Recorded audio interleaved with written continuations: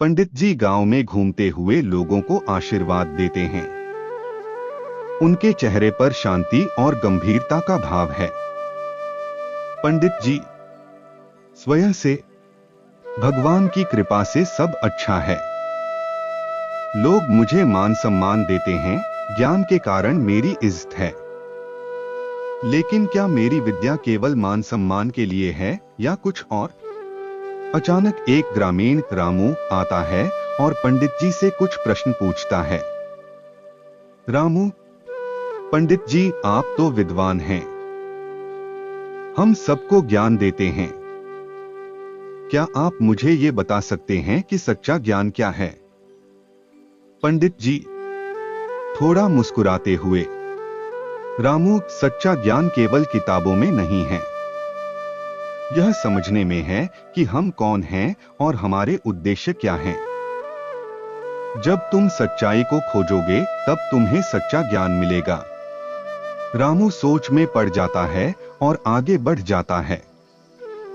पंडित जी के चेहरे पर गंभीरता और विचारशीलता दिखाई देती है। रात का दृश्य, पंडित जी अपने घर में बैठकर ध्यानमग्न हैं। पंडित जी स्वयं से, क्या मैंने जो सीखा उसका सही उपयोग किया? क्या केवल ज्ञान देना ही मेरे जीवन का उद्देश्य है या मुझे इस ज्ञान से दूसरों का जीवन सुधारना चाहिए? अगले दिन का दृश्य, पंडित जी गांव के चौपाल में आते हैं, जहां गांव वाले उनके पास सलाह के लिए आते हैं। एक गरीब औरत गंगा उनके पास आती है। गंगा, पंडित जी मैं गरीब हूं, मेरे पास न तो पैसा है न ही किसी से मदद मिलती है। आप तो सबकी मदद करते हैं, कुछ मेरे लिए भी कीजिए। पंडित जी गंभीरता से, गंगा, ज्ञान का सही अर्थ तभी है जब उससे दूसरों का भला हो।